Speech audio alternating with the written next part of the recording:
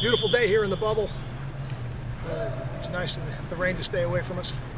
I thought we had a good practice today. I'm really pleased with the energy, the focus. I thought the execution level was better, and now we've got a little something for the players. That was a little bit of a tradition here.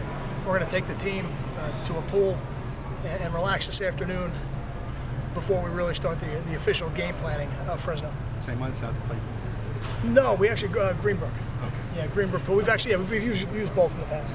How much when you set down your camp goals at the start, how much did you accomplish this last day of camp? I feel like we've accomplished them all, and I don't mean to say that I think we're where we need to be to play the game, because we still haven't put the game plan in.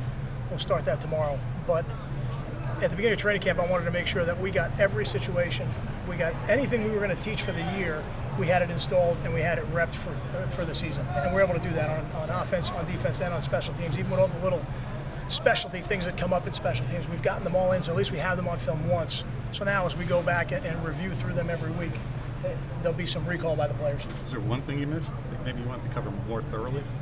Well, we'd like to cover everything more thoroughly, but the NCAA put some restrictions on us on how much we could practice. So they're even doing that in high school. My high school coach told me yesterday that they're not allowed to do 3-a-days anymore, which when I was playing for Mr. O'Connor was a staple of what we did. So we'd always like to have more time, but I feel good about where we are now as we leap into the game week. How about relative to your first training camp, Kyle?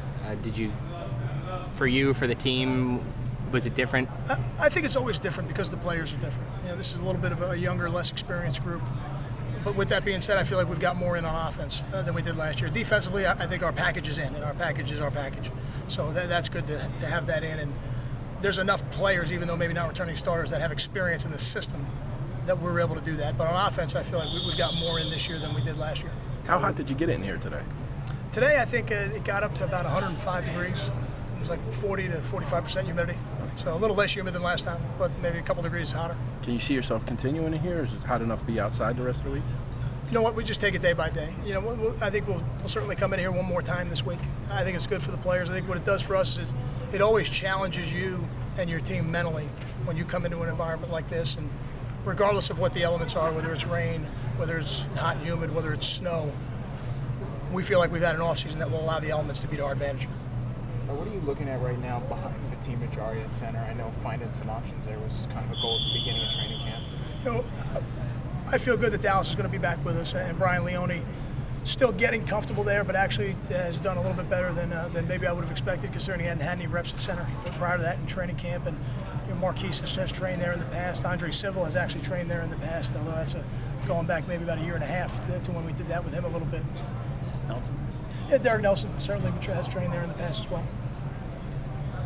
Any freshmen really surprise you that maybe you weren't expected to now that camp is done? I wouldn't say surprised, because I don't come in with any expectations. I think for all those freshmen, they all have to run their own race, and they all develop at different stages. And the best example would be the McCourty brothers, who are identical twins, and even one played, one redshirted. So I don't put any expectations on them, so that there's no surprise level. And I think as we get to the end part of this week, we've already seen a couple of those guys emerge, guys like Janarian Grant, guys like Sebastian Joseph, some true freshmen, a guy like Nadir Barnwell, DeLon Stevenson. These are players that are really battling for their role and competing for their role this year. Is the place kicking settled? I don't know if it's completely settled, but if we had to kick today, then Kyle would be our starter. Any concerns with Jamil Morel right now? Is he doing okay and kind of on track? He'll be okay. He's on track, and then he'll be ready to go. I think he'll be back out here on Sunday, which will be our Tuesday practice.